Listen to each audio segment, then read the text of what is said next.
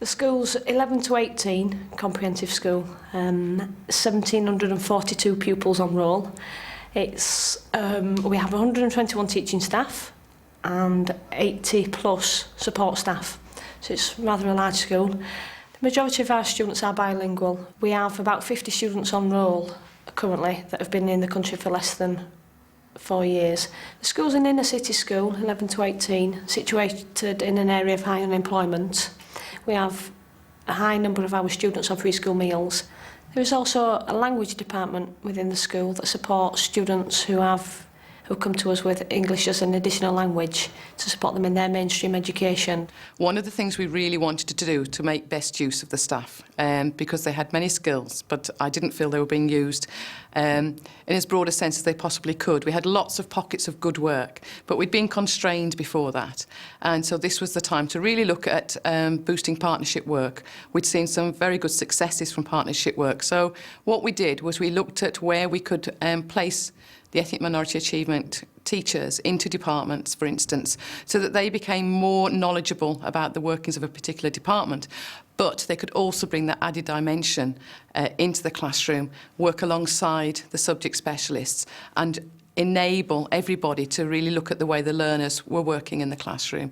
And what this has meant has been that the results have it's been one of the reasons why our results have improved so much. Because an EMAG teacher can see very often the perspective of the learner and can work alongside the subject specialist to include all the additional dimensions, all the learning strategy that we've been pushing right across the school, all the literacy work that we've been doing, again, as a whole school. It's not something that's just about EMA, it's something about the way every child learns. Continuing professional development at the school is at the heart of everything that we do, alongside teaching and learning. During the course of my work, I've encouraged originality, I've encouraged risk-taking within the classroom, the sort of risks that teachers may well not want to take without the role of a supportive friend in the classroom.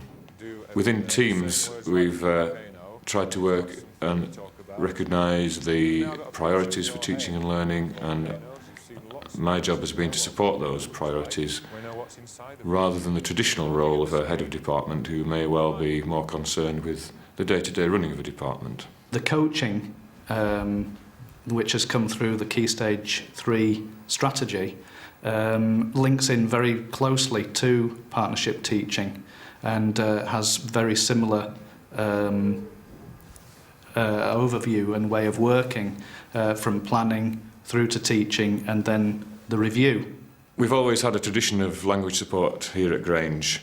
We have many pupils who are bilingual or multilingual, and in the past we've usually supported those pupils in the classroom with language support teachers.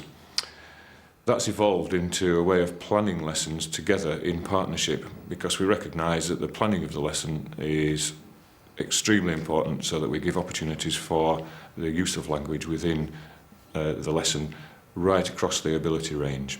Over the years, it's been the fact that I've been working independently as an EAL specialist. What's happened now with the Key Stage 3 strategy is that the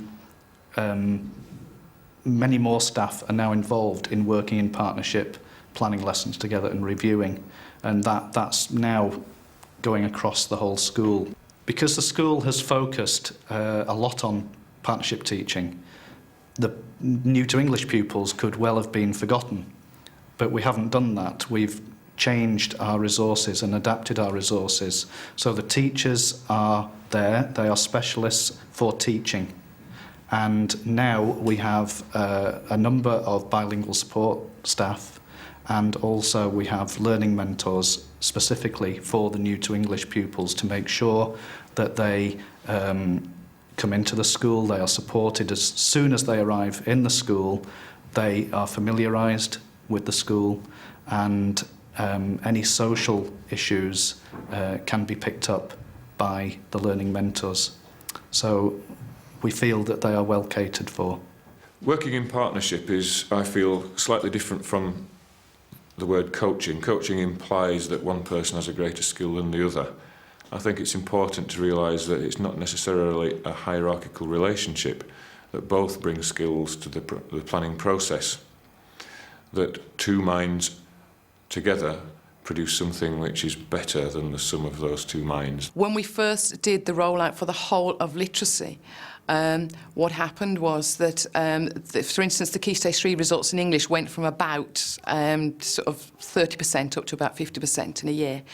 And a lot of it was because more and more teachers understood.